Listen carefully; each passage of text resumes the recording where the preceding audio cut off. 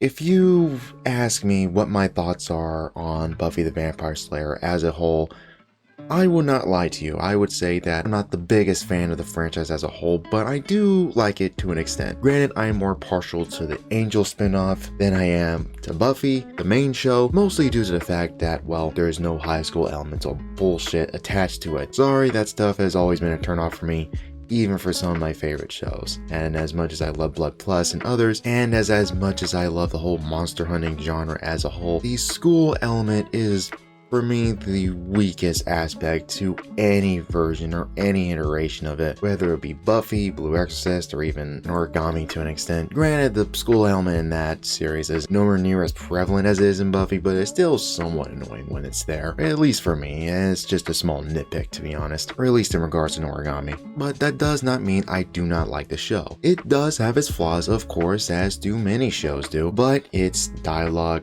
characters, writing, and storyline all still resonate and still kick ass to an extent. Granted, some of the action is rather obvious when the stunt double kicks in, and some of it can be very overly choreographed, and I'm willing to forgive that because of how fun the show actually is. I mean, hell, I still get a kick out of watching Xena and Hercules' Legendary Journeys, despite their action scenes pretty much, well, sucking, kind of, being insanely cheesy and, well, having these ridiculous dumb sound effects as they fight and move around. And the same can be applied to Buffy in a sense. Now, regardless of your opinion on Joss Whedon, I have my opinions on Josh as well, but this is not about him, this is rather about Buffy, so that should pretty much tell you what this video is going to be about now. Buffy, like many other shows and movies and so on, are nothing new when it comes to tie-in media such as comics. Buffy arguably has some of the better tie-in comics I've actually read in a sense. Now, it's nothing new for a show to continue as a different medium once it either gets cancelled or it ends prematurely. X-Files is a good example of this, where its last 2 seasons for a time was a comic book run that was obviously ignored once the actual last 2 seasons were produced. And Buffy, in a way, is kind of similar. Seasons 8 to 12 were all done by a comic format and all co-produced by series co-creator Joss Whedon. Now, it was going to be very clear that Buffy was going to have a very strong comic presence, obviously due to the continuation of the other seasons. And there's a good variety of them.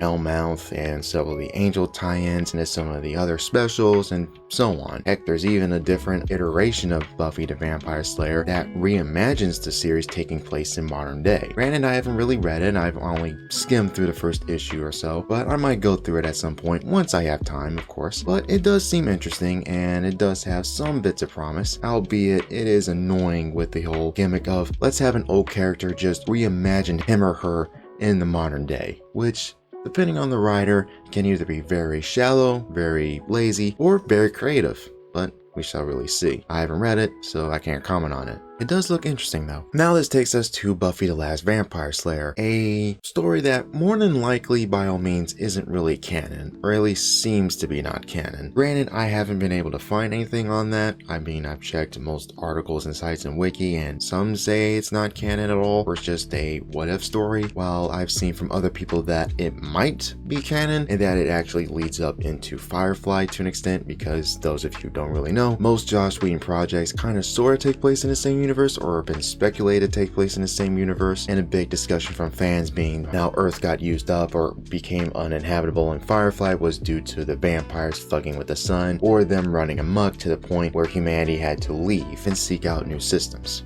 But like I mentioned before, this comic doesn't seem too concrete, and as the nature is with some comics, the canonology of them can be undone just depending on the creator or just the sway of someone's hand, as evident by the entirety of the Star Wars EU, where one purchase led to entire chunks of media being rendered non-canon, simply just because. But enough about that tangent, let's actually talk about the comic, shall we? Now let's take a look.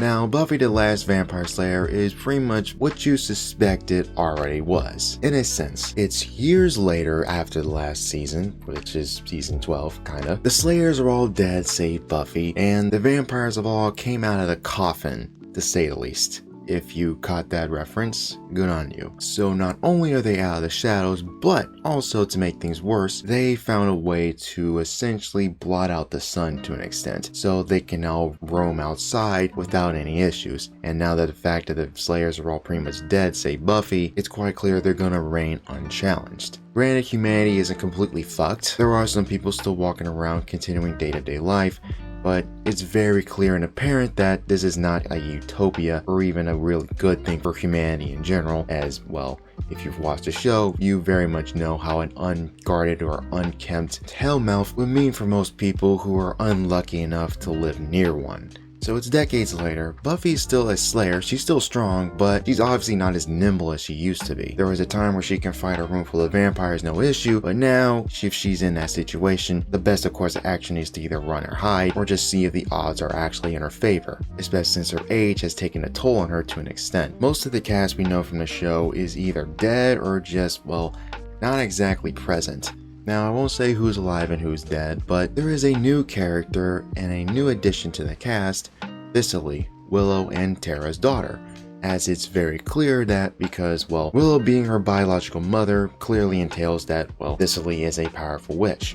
But Willow ensured then gave her a charm so that her abilities are somewhat muted so that she can be safe, because she knew how dangerous her life will actually be due to the current state of the world. So the comic pretty much is Buffy, Thistly, and several others, I won't say who, basically combating the world of vampires and as well devising a plot to, well, bring the sun back to its full state. Now, granted, I will specify and say right here and now, this story isn't exactly the, well, old man Logan type narrative, is nowhere near as dark or as grim as that story, even other what-if dark storylines that are similar to it, like Dark Knight Returns or even Injustice, to say the least. Sure, most of the characters are pretty much dead, and you do see Buffy in a much deeper state, but she isn't really defeated, but she's still kicking ass and cracking some smart aleck one-liners, but that does not mean that she is the fire that she used to be. But she does get a second wind once Thistly shows up, and as well as another character who I will not specify, simply because it was a good twist and a good reveal, and one that I do think a lot of fans will really like, and I'd rather not show it at all, simply because I really